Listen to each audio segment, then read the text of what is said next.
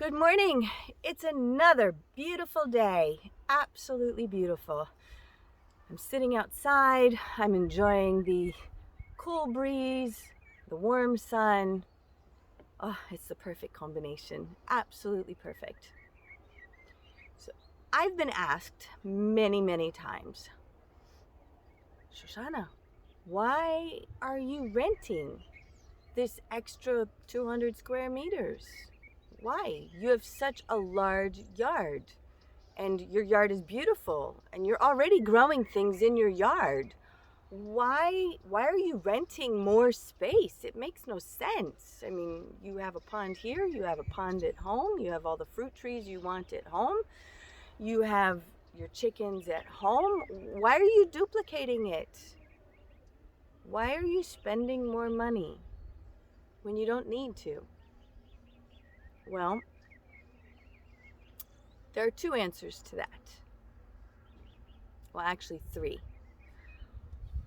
When I first considered renting this extra plot of land, it was because I didn't feel I had enough space in my yard.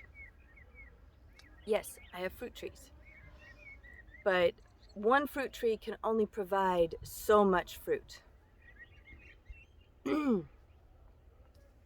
I wanted more fruit. I wanted the ability to grow more. When I have a garden bed and the plants in that garden bed go to seed, I'm not gonna chop the plant, get rid of it. I let it continue its life and I allow it to produce the seed.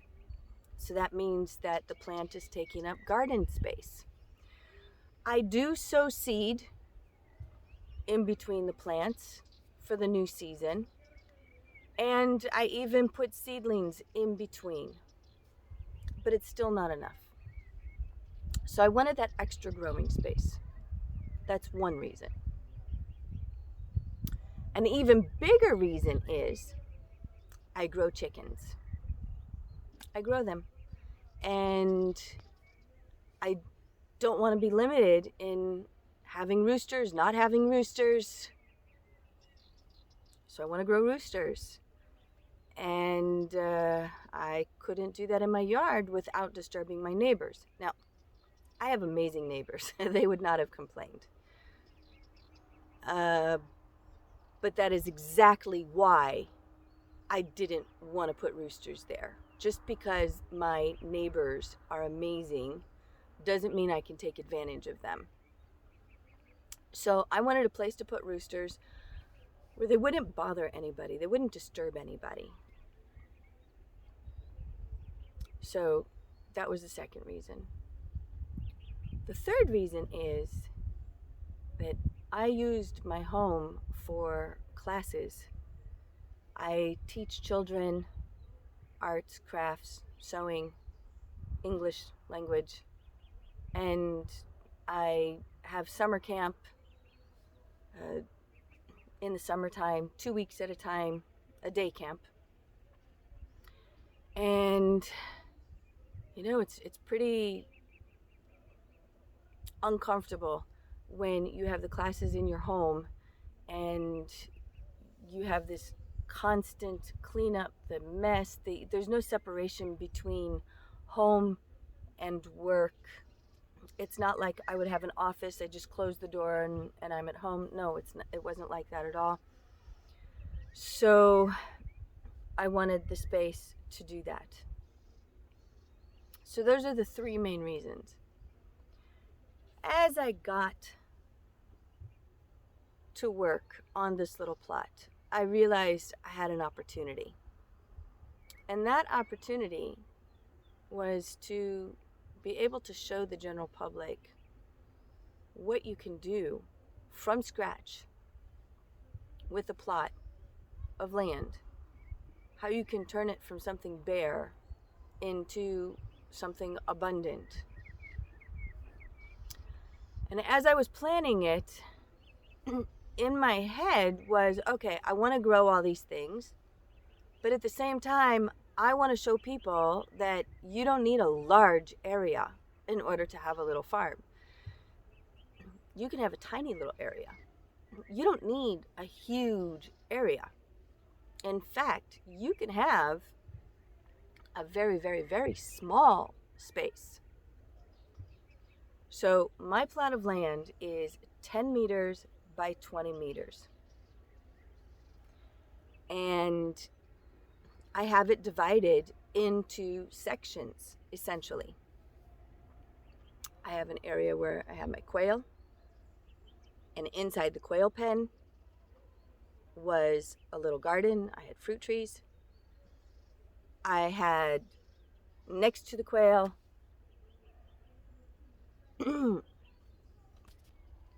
I have next to the quail another space that has 6 trees, bushes, a garden bed, grapevines, and a small animal pen. So that's a second area of a second size. You combine those two sizes, it's like a small yard. You divide that up into the quail pen area and then the tree area, and you have 2 yard sizes. Then I have the area with the deck. The area with the deck is the equivalent to a patio or somebody's home deck, where you can have on the border along the deck, you can have containers where you can grow vegetables or even put potted trees. Dwarf trees and even semi-dwarf trees will grow very nicely in large pots on a deck, a balcony, some sort of paved area. So I wanted to show that even if you have a deck or a paved area, you can still grow. You can still turn it green. I have this little building here. This little building is only 6 square meters. It's a 2x3 shed. And in this building, I have my classes. Currently, I can hold 10 students very, very easily. We're nice and cozy. Last year, I had 11 students at a time, sometimes 12, and it was still cozy. Cozy meaning we were nice together, but not crowded. Everybody had space, everybody had place at the table. And then on the other side of this building, I have another garden area that was a rectangle, but I had the trees come into a V shape, and I have the trees and I have the bushes, and that particular piece of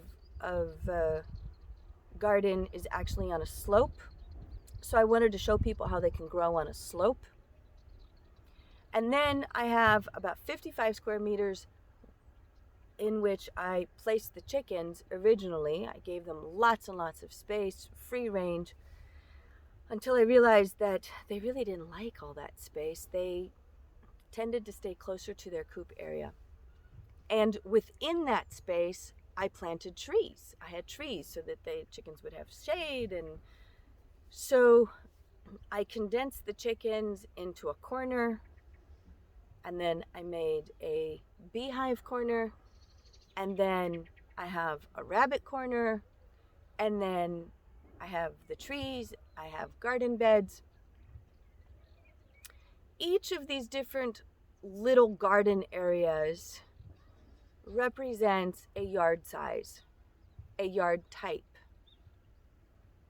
And my goal was to show that you can have beautiful trees, shade, seating areas, animal corners, bees, in even the smallest of spaces. It's just a matter of how you manage it.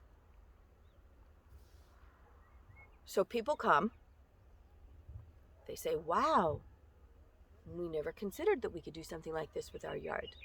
I mean, some people in my neighborhood have lived in their homes for 20, 30, 40 years, and they have never done anything with their yards. Yeah, maybe a little token garden here, there, but they don't want to spend the money on the water, and they don't want to have to work hard. They don't want to have to pay a gardener, and it's understandable when you're raising a family and you're raising a family, and you drive 2 hours to work every day and 2 hours back. You don't want to have to mess with your yard. No. And I totally understand that. But some of my students say, wow, we've been trying to plant trees, but we can't plant trees. I'm going to go tell my dad what you've done. And so the dads have come to me, asked me, what have you done? I've consulted with them. And now they have fruit trees. They even have small little vegetable gardens. And the family is much happier. They're using their yards more. So this is also an education center to show people how you can have a nice yard and also not have to work so very hard. A lot of people in this area, especially in most dryland areas, they don't think they can have a cottage garden. That nice British, luxurious, full of flowers, that natural look in a garden. But the truth is you can. It's just a matter of what growing principles are you using, and permaculture is perfect for that, because as you can see, I've got beautiful, beautiful cottage garden look. See, watch this. That's beautiful. I mean, yes, I've got the weeds because I feed the rabbits. If I didn't feed the rabbits, that would be trimmed all at one time. But I'm purposely not trimming it all at one time. But it still has a very pretty natural look to it. And the most important thing about it is that this is a dry area. So there's a water issue, there's a wind issue, there's a sun issue. The greener it looks for a longer period of time, the happier people are. So this is why I have this plot of land. It started out as, well, it would be nice to grow more things and to be able to raise roosters. I threw in more quail, and it turned into an opportunity to show people what they can do. And that has become the most valuable aspect. People now turn to me for consultation. I do virtual consultations. I do personal consultations. And people come away feeling like, wow, I don't need to be rich in order to have a nice yard. I don't have to have a lot of land in order to have a homestead. And all the way around, it's very good that I took this plot, because it has worked out very nicely for many, many people. And that is why I have it. Until next time.